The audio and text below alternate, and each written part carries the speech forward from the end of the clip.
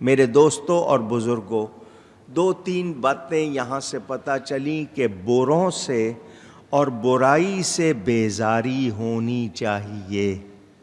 بروں سے اور ایک بار پھر ذرا سوچ کے بولیے، بروں سے اور برائی سے کیا ہونی چاہیے؟ ایک شخص کی ظاہری حالت میں برائی ہے یا وہ برا ہے تو آپ کہتے ہیں بیزاری چاہیے. تو جس کے عقیدے خراب ہوں،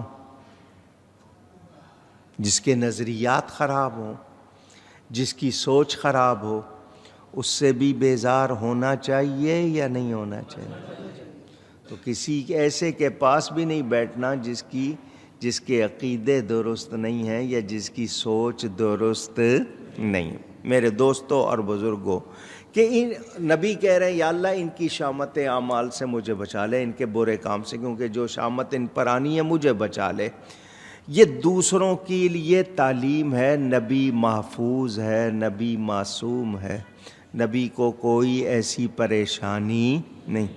اللہ تعالیٰ نبیوں کو گناہ یا گناہ کے شر سے بچاتا ہے، مگر یہ دعا کرنا تعلیم ہے قوم کے لیے کہ جو نبی پر ایمان لائے ہیں وہ دیکھیں اور اس کو اپنائیں. تو بہت سی بڑوں کی باتیں ہماری تعلیم ہیں. گھر والوں سے مراد، مجھے اور میرے گھر والوں کو ان کے کام سے بچا. تو گھر والوں سے مراد ایمان والے ہیں. کون ہیں؟ ذرا زور سے کہیں. کیوں کہلوایا ہے؟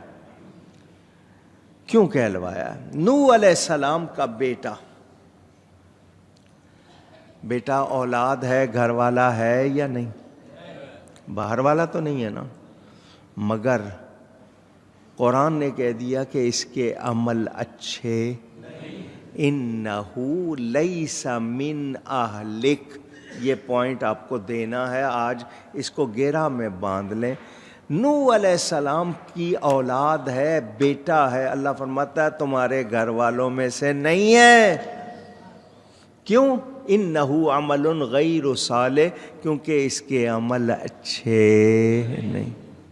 تو انسان کی بد عملی اس کو سعادت سے خالی کر دیتی ہے. کوئی سید کہلاتے ہو، قریشی، ہاشمی، اپنے آپ کو فخر سے کہتے ہوں گے ہم فلاں ہیں، ہم فلاں ہیں، ہم شیخ ہیں، ہم چودھری ہیں، ہم خان ہیں، ہم فلاں ہیں، اپنی قومیت بڑے فخر سے بتاتے ہوں. اگر ایمان اور عمل اچھے نہیں ہیں تو کسی کا نسب اس کو آگے نہیں بڑھاتا. تھے تمہارے بزرگ بڑے، تم کیا ہو؟ پدرم سلطان بود فارسی میں مشہور ہے، میں سلطان کا بیٹا ہوں. تو وہ سلطان بادشاہ جو تمہارا تھا تم اس کے بیٹے کہلانا چاہتے ہو، تو کیا تم میں بڑوں والی اچھی باتیں ہیں؟ اب ایک سید کہلائے اور اس میں سیدوں والی کوئی بات نہ ہو تو بتائیے وہ اپنی اس سعادت کو خود اپنے ہاتھوں رسوا کر رہا ہے یا نہیں کر رہا ہے؟ سوچنے کی بات ہے. اب یزید پلیت صحابی کا بیٹا ہے، مگر اپنے عمل کی وجہ سے اس نے اس نسبت کا کوئی خیال کیا؟ پوچھ رہا ہوں آپ سے. برباد ہوا، تباہ ہوا، دنیا و آخرت کا عذاب اپنے اوپر لیا، آل رسول کے ساتھ جو کچھ کیا. تو یاد رہے عقیدے کی خرابی، عمل کی خرابی آپ کو نسبت کا فیضان پہنچنے دیتی نہیں. کتنے باہر والے ہیں فیض یاب ہو جاتے، پیروں کے پاس آئے، استاد سے سیکھ لیا. وہ نہیں تھے کسی ایسے خاندان کے آپ کے ہاں بڑے یا اونچے خاندان کی جو آپ کے ہاں معاشرے میں کہتے ہیں، حالانکہ سب نبی کی اولاد ہیں، سب آدم علیہ السلام کی اولاد ہیں.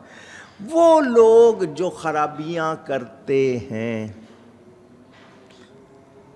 اور اپنا نام چاہتے ہیں تو خرابی کر کے ان کو نام ملتا نہیں. اور جو باہر کے ہوتے ہیں، مرید بنتے ہیں، شاگرد بنتے ہیں، وہ اس خاندان کے تو نہیں ہوتے لیکن سیکھ کے بڑے آگے چلے جاتے ہیں. درجے مل جاتے ہیں، مرتبے مل جاتے ہیں۔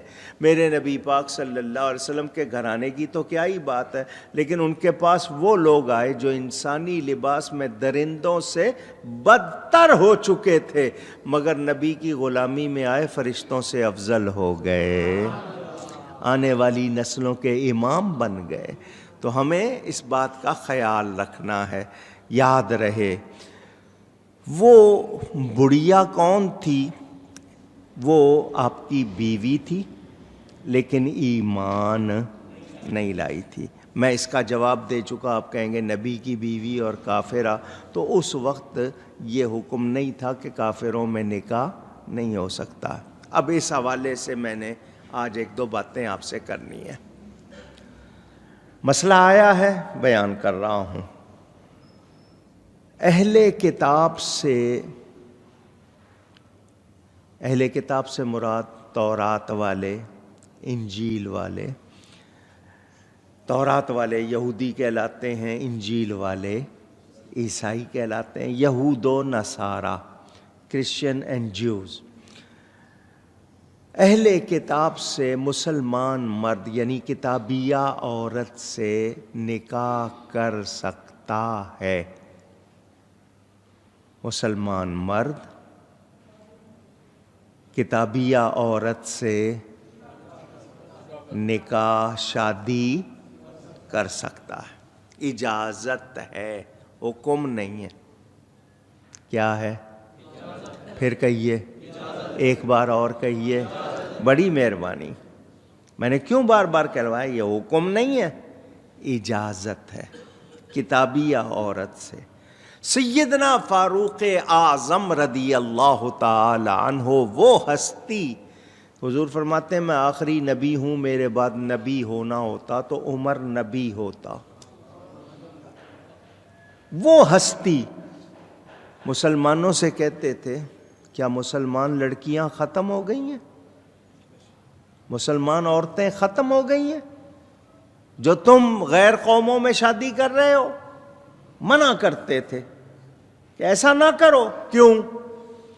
زمین اچھی نہ ہو، یا بیج صحیح نہ ہو، یا اس کو جو پانی مل رہا ہے وہ صحیح نہ ہو تو فصل اچھی ہوگی؟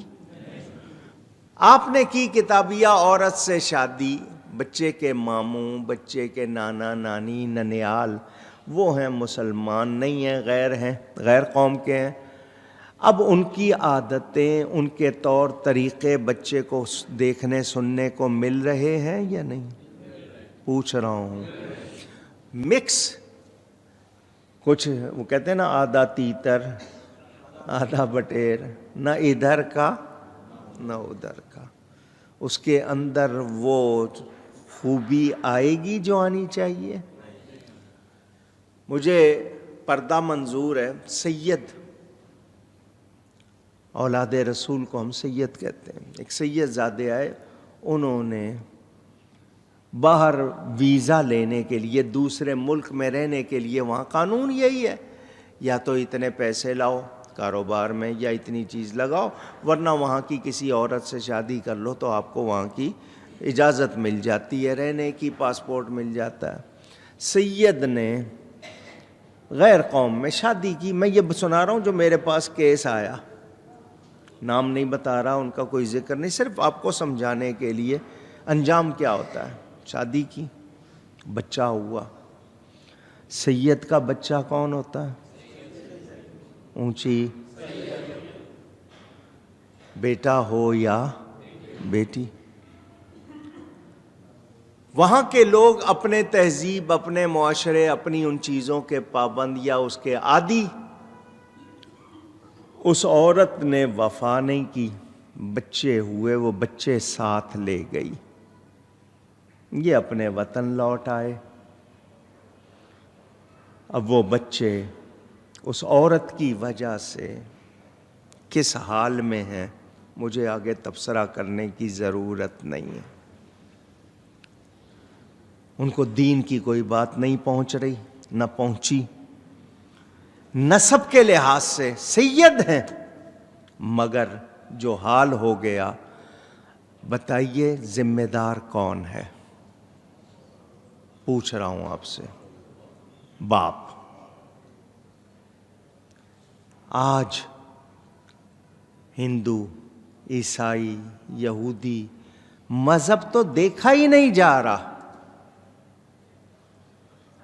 مرد کرے کسی غیر قوم میں، اس کے لیے جتنی گنجائش ہے وہ بتا دی، جہاں نہیں ہے مشرکہ سے تو نہیں ہو سکتا۔